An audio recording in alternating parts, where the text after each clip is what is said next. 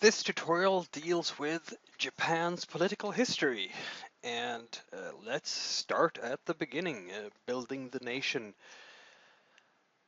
Japan is a country with a very long history, a very long continuity. In fact, we can go all the way back to 600 BC and the Jimmu Emperor, sorry for mangling Japanese, which then would have us at about 2,600 years of continuous history as a political community.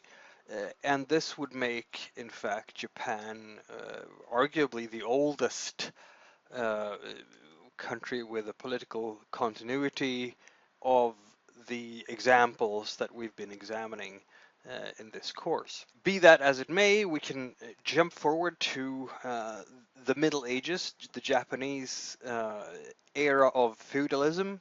This is, of course, the time between 1192 and 1867, which was the era of the Shogunate and a time of quite intense isolationism.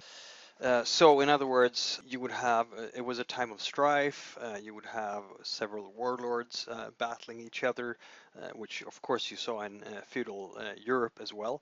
And until the time of the Tokugawa shogunate that ended the most volatile period.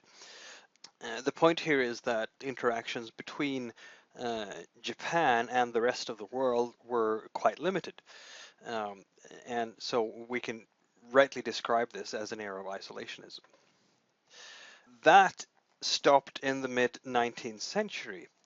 And two political processes are really interesting here because this is when Japan embarks on industrialization in earnest. The first is, of course, the Meiji Restoration. It's the end of the shogunate. It's effectively the end of feudalism in Japan. And this starts with American gunboat diplomacy. And by gunboat diplomacy, I mean that an American gunboat sailed up to the Japanese coast, and the argument was fairly simple. If you do not start trading with us, if Japanese ports are not open to trade with Americans, we will shoot. And the problem at the time for the Japanese shogunate was that the technological level of the army and navy was simply obsolete in comparison to the American technology, that there was little prospect in resisting these demands.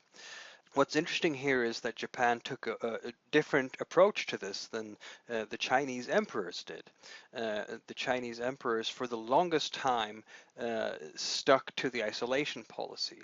What happened in Japan was effectively that the shogunate ended, and we saw the beginning of restoration, where power went from the shogun to the emperor. And that's the focal point really of the Meiji Restoration in terms of political terms, the revival of the emperor as a potent political figure, as the substantial head of state instead of just the symbolic one. But this also came with a whole set of reformations throughout Japanese society, reforming administration of society, ending samurai privilege, and so on. And this did not come without reaction. So there was a rebellion, there was a lot of turmoil and a lot of violence.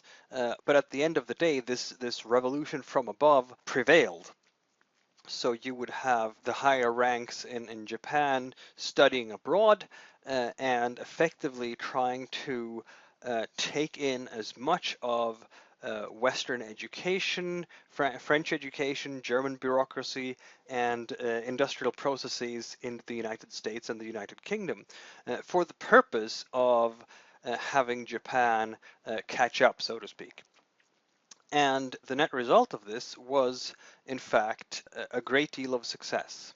So where the Chinese emperors stuck to isolationism and for the longest time refused Western influences as best as they could, rejecting Western-style bureaucracy, rejecting Western-style industrialization, and so on, the Japanese government did the exact opposite and assimilated Western economic practices into their own style of government effectively.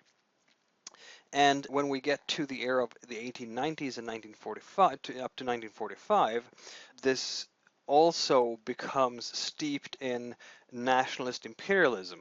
In other words, the Japanese government and powerful political forces within Japan, also in what would later become the parliament and so on, adopted nationalism as a key ideology, driving government, guiding governance, guiding policy, and advocated that Japan mimicked the Western European powers, embarking on a project of imperialism to expand the Japanese empire effectively. And this was, and Japan was successful in its challenges against European powers and neighboring powers. So you'd have Japanese military victories over Russia.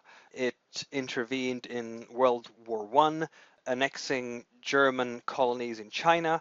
Japan managed to consistently defeat Chinese troops on the battlefield.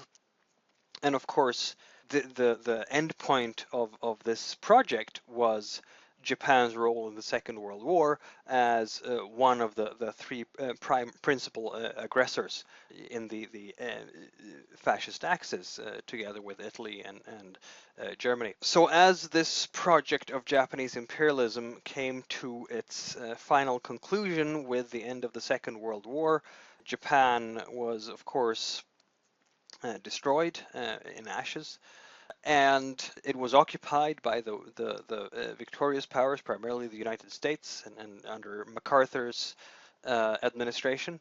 And it was time to build democracy. Japan had, during the interwar period between the First World War and the Second World War, during the 1920s, there were democratic developments. These developments were later defeated by the nationalist factions that took over power, particularly during the 1930s. So there were some institutions and some traditions to build a democracy from in Japan. But of course, also the Americans had a great deal of say in how the building of the Japanese democracy would happen. So immediately after the war, of course, you'd find the project of demilitarization, purging the administration from nationalist groups, the trials of war criminals. Now, this wasn't all the people that might have been implicated in war crimes, but it was certainly symbolically important and clearly conveyed the message of defeat, much like the Nuremberg trials did in Germany. It was also involving disbanding the right wing, the political right wing hardliners that have been driving the nationalist imperialist agenda and this policy of militarist expansionism. One of the things happening here was that the political networks called the Zaibatsu, many of these were disbanded, but then they were later reformed to something called the Keiretsu, which have been very important for a post-war Japanese economy. There was also the releasing of political prisoners, the imposing of a new constitution, an explicitly pacifist one, and the introduction of a constitutional monarchy. So the emperor remained.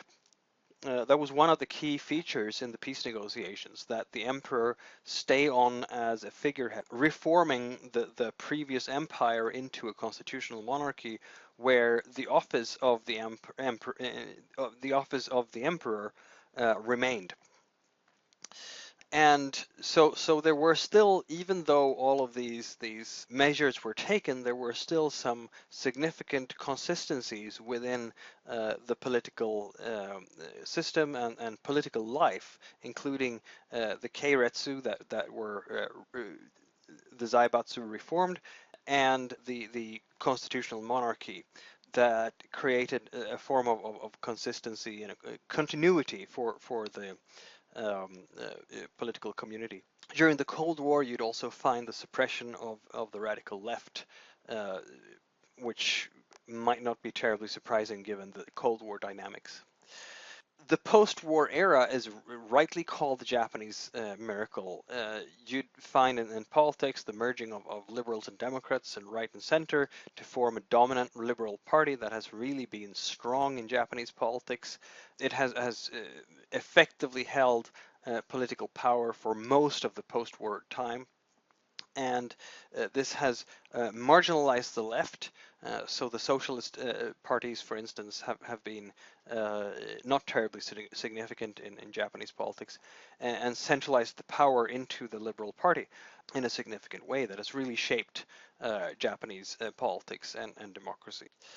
So, as a summary, then, this political history has a couple of hallmarks to it. Like in the case of Germany and France, we actually see several regime changes over the past 200 years. But we also see some interesting cases of political continuity. The resilience of the monarchy, the office of the emperor. The emperor still remains, even though now this office is strictly a figurehead. The resilience of particular networks that remained as a way of organizing political life even after the war, though with some actors exchanged from those power-holding cliques of the war era to others that had not been as implicated, perhaps in the imperialist regime.